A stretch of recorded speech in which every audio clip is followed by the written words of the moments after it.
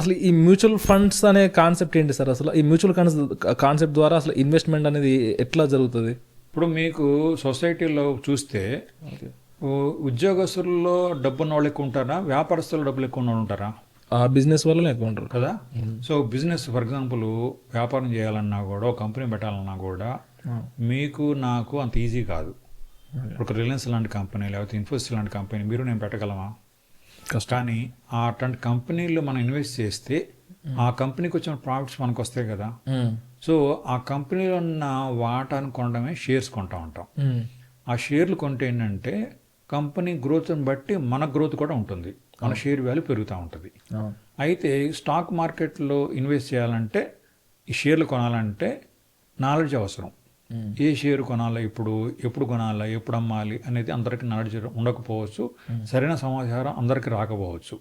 అందుకని ఏ షేర్ ఎప్పుడు కొనాలో ఎప్పుడు అమ్మాలో తెలియదు. కాబట్టి మ్యూచువల్ ఫండ్లో పెడితే ఏంటంటే మనకు మ్యూచువల్ ఫండ్ మేనేజర్స్ ఉంటారు, ఒక టీం ఉంటుంది. వాళ్ళు ఏ షేర్ కొనాలో, ఎప్పుడు కొనాలో, ఎప్పుడు అమ్మాలి అనేది వాళ్ళు రీసెర్చ్ చేస్తారు. మ్యూచువల్ ఫండ్ అంటే ఏంటంటే సింపుల్గా చెప్పాలంటే ఉమ్మడి నిధి. మ్యూచువల్ ఉమ్మడి ఫండ్ నిధి, ఉమ్మడి నిధి. ఒక 10,000 మంది ఉన్నారండి, తలా 10 రూపాయలు జమ చేసుకున్నారు. ఎంత అవుతుంది? ₹1,00,000 అవుతుంది. ఆ ₹1,00,000 ఫండ్ మేనేజర్ ఇన్వెస్ట్ చేస్తాడు. సో ఆ ఇన్వెస్ట్ చేసే అమౌంట్ పెరిగే కొద్దీ ఆ ప్రాఫిట్స్ షేర్ హోల్డర్స్కి, యూనిట్ హోల్డర్స్కి వస్తాయి, మ్యూచువల్ ఫండ్ హోల్డర్స్కి వస్తాయి. ఒకసారి స్టాక్ వెళ్ళి పడిపోవచ్చు, ఆటోమేటిక్గా మ్యూచువల్ ఫండ్ ఇన్వెస్ట్మెంట్స్ కూడా తగ్గొచ్చు. కానీ లాంగ్ రన్లో యావరేజ్న అంటే గత 79 నుంచి stock market, Bombay stock exchange Sensex growth తీసుకుంటే 79 నుంచి ఇప్పటి వరకు ఇన్వెస్ట్ చేసిన వాళ్ళలో ఎప్పుడైనా ఇన్వెస్ట్ చేయండి. ఒక 15 ఏళ్ల పాటు ఉన్న వాళ్ళకి జనరల్గా లాస్ అనేది తక్కువ వస్తుంది. అయితే మధ్యలో ఒక 8 ఏళ్ళు 10 ఏళ్ల పాటు కూడా లాస్లో ఉన్న వాళ్ళు ఉన్నారు. అందుకని ఎప్పుడు ఈ రిస్క్ ఉంటుంది కాబట్టి ఆ రిస్క్ ఇండివిజువల్గా స్టాక్లో ఇన్వెస్ట్ చేసే వాళ్ళు ఆ రిస్క్ని బేర్ చేయడం ఎప్పుడు ఎలా చేయాలో తెలియదు. కాబట్టి మ్యూచువల్ ఫండ్లో ఇన్వెస్ట్ చేస్తే మ్యూచువల్ ఫండ్స్ వాళ్ళు ఈ రిస్క్ని బట్టి, రిస్క్ ప్రొఫైల్ని బట్టి, మన ఫండ్ ఆబ్జెక్టివ్ని బట్టి వాళ్ళు ఇన్వెస్ట్ చేస్తారు. సో దీంట్లో మనం లాంగ్ టర్మ్లో మంచి ప్రాఫిట్, అంటే బ్యాంక్ డిపాజిట్ల కంటే ఖచ్చితంగా మెరుగైన ప్రాఫిట్ వచ్చే ఛాన్స్ ఉంది. ఛాన్స్ మాత్రమే ఉంది. అయితే రిస్క్ ఉంది, ఎందుకంటే mutual funds are subject to market risk అని చెప్పి మనం అడ్వర్టైజ్మెంట్ చూస్తాం కదా, అది నిజమే. కానీ లాంగ్ రన్లో మ్యూచువల్ ఫండ్స్ మంచి లాభాన్ని వచ్చే ఛాన్స్ ఉంది. అయితే రిస్క్ ఉంది కదా చెప్పి మీరు దూరంగా వెళ్ళడం అవసరం. జ్యువెలరీ షాప్కి వెళ్ళి ₹1,00,000 పెట్టి ఆభరణాలు కొన్నారు, రేపు వెళ్ళి అమ్మాయి అనుకుంటే ఎంత వస్తుంది? 80 lakhs వస్తుంది. 20% రిస్క్ ఉందా లేదా? అయినా ఎందుకు కొంటున్నాము? మనం లాంగ్ టర్మ్ కోసం కొంటున్నాం. బంగారం కొన్నా, రియల్ ఎస్టేట్ పెట్టినా లాంగ్ టర్మ్ కోసం ఇన్వెస్ట్ చేస్తున్నాం. 80 years కంపల్సరీ ఓపిక ఉండాలి.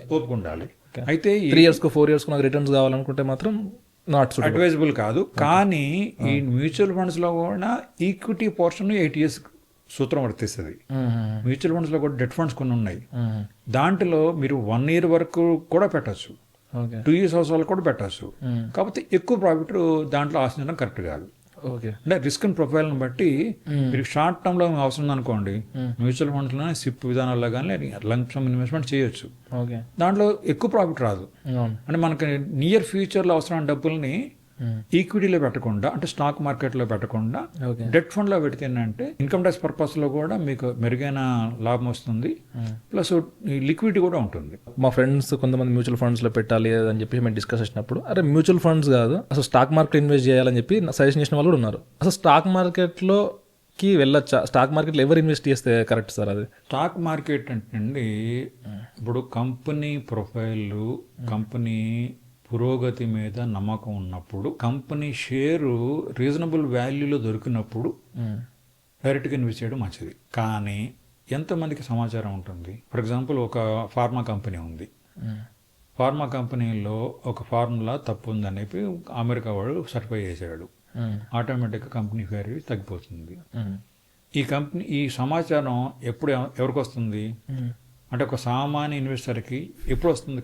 ఈ కంపెనీలో ఏ చేంజెస్ వచ్చినా కానీ మనకు వచ్చేటప్పటికి బిగ్ ప్లేయర్స్ ముందే జాగ్రత్త పడతారు.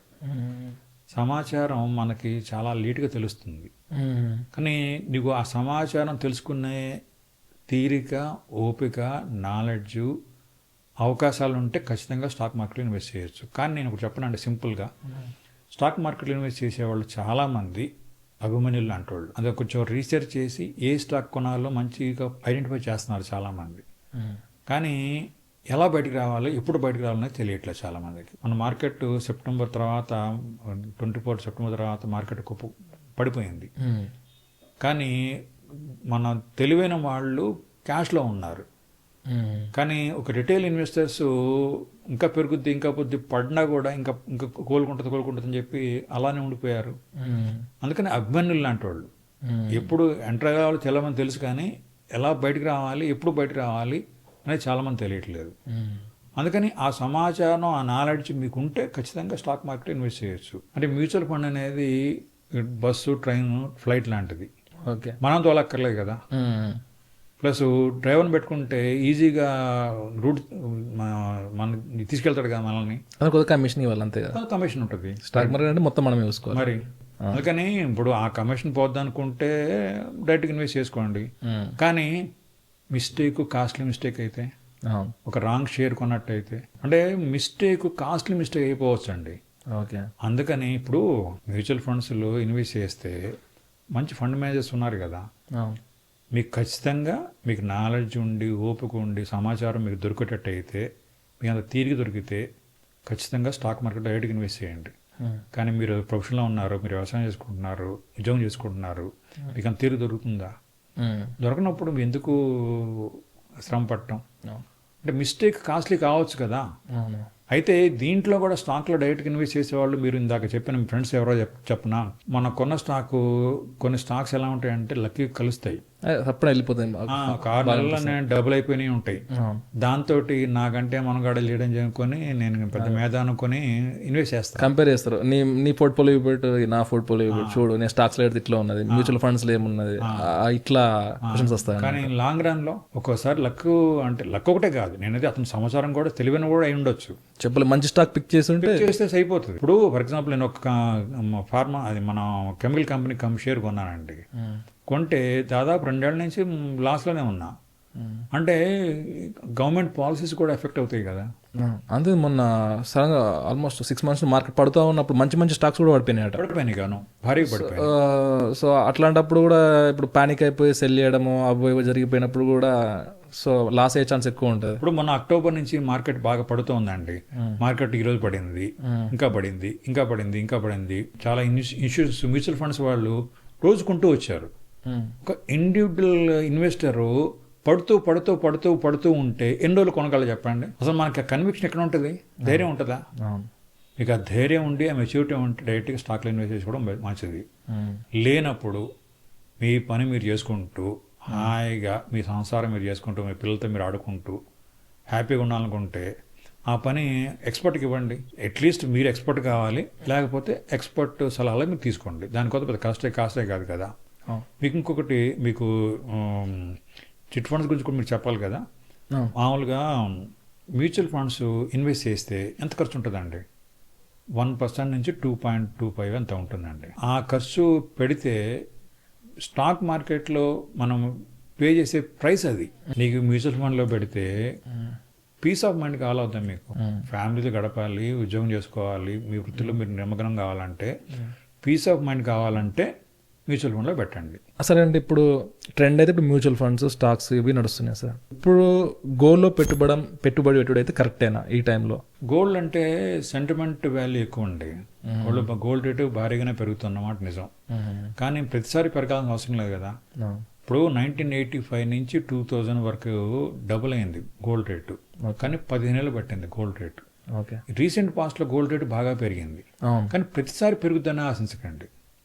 మొన్న కూడా ₹1,00,000 అయిపోయింది, తర్వాత 1,20,000 అయితే 1,50,000 అవుతుంది కాదని ఎవడు చెప్పలేడు.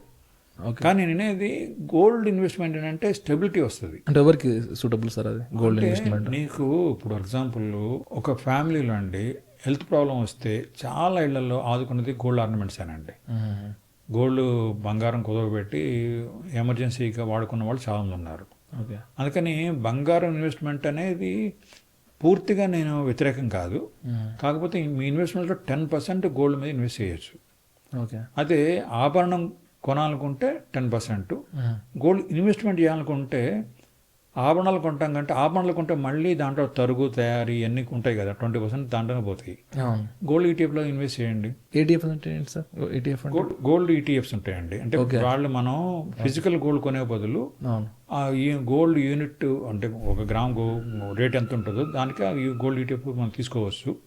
అవి ఆటోమేటిక్గా బంగారం రేట్ పెరిగి దాని వాల్యూ కూడా పెరుగుతూ ఉంటుంది. అక్కడ ఇన్వెస్ట్ చేసుకున్నానంటే ఈ తరుగు తయారీ ఖర్చులు ఈ జంజాటం ఉండదు, స్టోరేజ్ వాల్యూ కూడా స్టోరేజ్ ప్రాబ్లం కూడా ఉండదు. మనం ఇంట్లో గోల్డ్ బాగా పెట్టుకొని ఎక్కడ పెట్టుకోవాలి, దొంగల నుంచి కాపాడుకోవాలి, ఆ బాధలు ఏమి ఉండవు.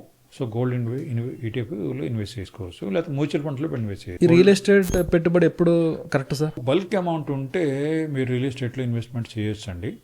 కానీ రియల్ ఎస్టేట్లో ఇన్వెస్ట్ చేసేటప్పుడు మీరు ఆలోచించాల్సింది ఏంటంటే లిక్విడిటీ చూసుకోండి. నియర్ ఫ్యూచర్ కానీ లాంగ్ టర్మ్లో కానీ లిక్విడిటీ ప్రాబ్లం లేదు అనుకున్నప్పుడు మాత్రమే రియల్ ఎస్టేట్లో ఇన్వెస్ట్ చేయండి. 6 yearsలో మీ పాప చదువుకు బాబు చదువుకు ఫీజు కట్టాలి, మీరు రియల్ ఎస్టేట్లో పెట్టారు.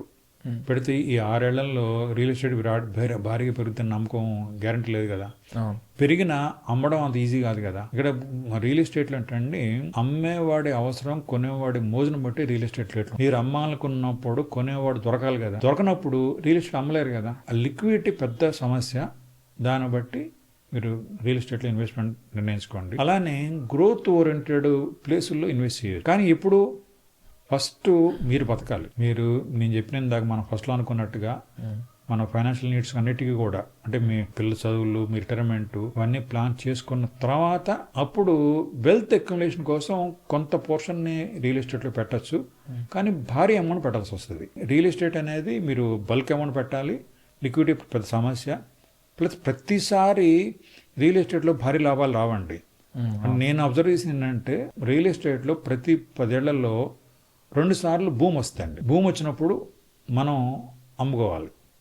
అంటే జనం ఎగబడుతున్నప్పుడు మనం అమ్ముకోవాలి, జనం చీచి అనుకున్నప్పుడు మనం కొనాలి. ఆ మెచ్యూరిటీ ఉన్నవాళ్ళు రియల్ ఎస్టేట్లో ఇన్వెస్ట్ చేయొచ్చు. లిక్విడిటీ అంటే ఇప్పుడు మనం ఒక జాబ్ చేస్తున్నప్పుడు ఊర్లో ఇక్కడ ఒక 1 ఎకరం భూమి ఉంది, ఇప్పుడు మిస్ అయినట్టు దొరకదు అని చెప్పేస్తే విలేజ్లో కానీ చాలా ప్లేస్లో కానీ ఎట్లా అంటే వాళ్ళు డైరెక్ట్ బ్యాంక్ ట్రాన్స్ఫర్ అయితే తీసుకోరు మనీ.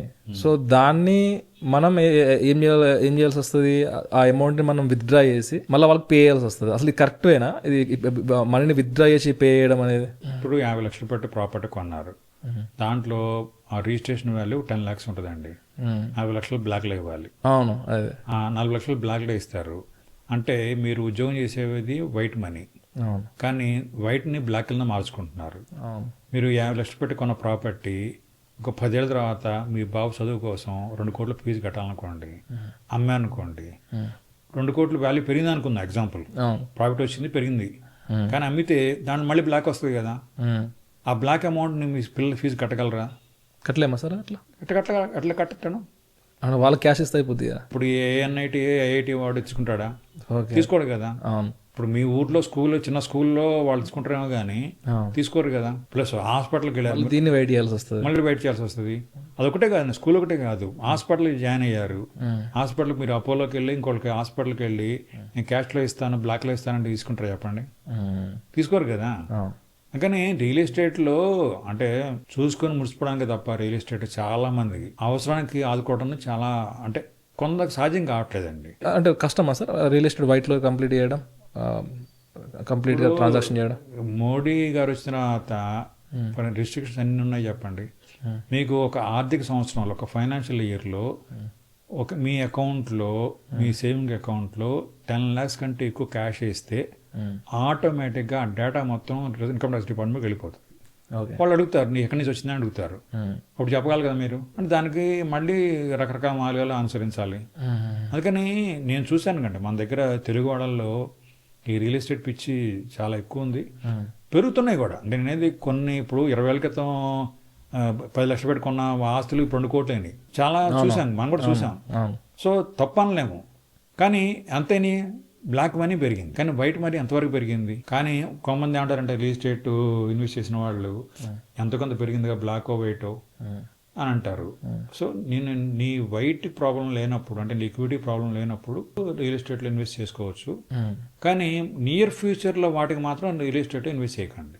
ఓకే. లాంగ్ టర్మ్ వాటికి మీరు రియల్ ఎస్టేట్లో ఇన్వెస్ట్ చేయొచ్చు. ఇంకా ఈ ఇన్వెస్ట్మెంట్లో ఈ రియల్ ఎస్టేట్ కానీ గోల్డ్ కానీ స్టాక్ మ్యూచువల్ ఫండ్స్ కాకుండా ఇంకేమన్నా వేరే ఆప్షన్స్ ఉన్నాయా సార్ ఈ ఇన్వెస్ట్మెంట్ చేద్దామంటే? అంటే మీ స్కిల్స్ ఇంప్రూవ్మెంట్ అండి, అది పెద్ద ఇన్వెస్ట్మెంట్. అది పెద్ద ఇన్వెస్ట్మెంట్. అంటే నేనేది మీ ప్యాషన్ ఎక్కడ ఉంది. ఇప్పుడు ఫర్ ఎగ్జాంపుల్ ఇప్పుడు సినిమాలు తీయడం అదొక ఇన్వెస్ట్మెంట్ అని అంటారు. ఖచ్చితంగా ఇన్వెస్ట్మెంటే, కానీ ఎన్ని సినిమాలు హిట్ అవుతున్నాయి. ఓకే, అవును. అంటే సినిమాలు చాలా మంది తీసేవాళ్ళు వాళ్ళు ప్యాషన్తో తీస్తారు, కానీ ప్రాఫిట్ కోసం తీసేవాళ్ళు చాలా, నాకు తెలిసి చాలా తక్కువ అనుకుంటున్నాను. పెట్టుబడిగా తీసేవాళ్ళు చాలా తక్కువ.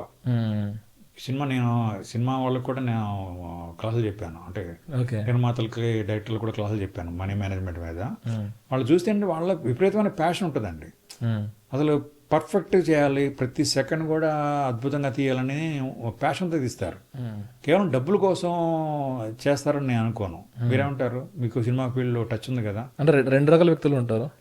కానీ దీన్ని ఇన్వెస్ట్మెంట్ లెక్క చూసుకుంటే ఎర్న్ చేద్దాం అనుకునే వాళ్ళు ఉంటారు, అండ్ సేమ్ కంప్లీట్గా ప్యాషన్తో చేస్తూ ఎర్న్ చేద్దాం అనుకునే వాళ్ళు కూడా ఉంటారు. కానీ సినిమాలు ఎన్ని సినిమాలు తీస్తే ఎన్ని హిట్ అవుతున్నాయి, ఎన్ని ఫ్లాప్ అవుతున్నాయి చెప్పండి. కొంతమంది ప్రొడ్యూసర్లు మాత్రమే సాధ్యమవుతుంది. రాజమౌళి వాళ్ళకి ఒక సెట్ ఆఫ్ సిస్టమ్ డిజైన్ చేసుకొని దీంట్లో కూడా కొన్ని ఫార్ములాలు సెట్ చేసుకుని ఉన్నారు కాబట్టి స్కోర్ను చూసుకుంటూ ఏ క్రికెటర్ బ్యాట్ ఊపడండి, అవకాశాన్ని బట్టి బ్యాట్తో బాగుతాడు అంతే.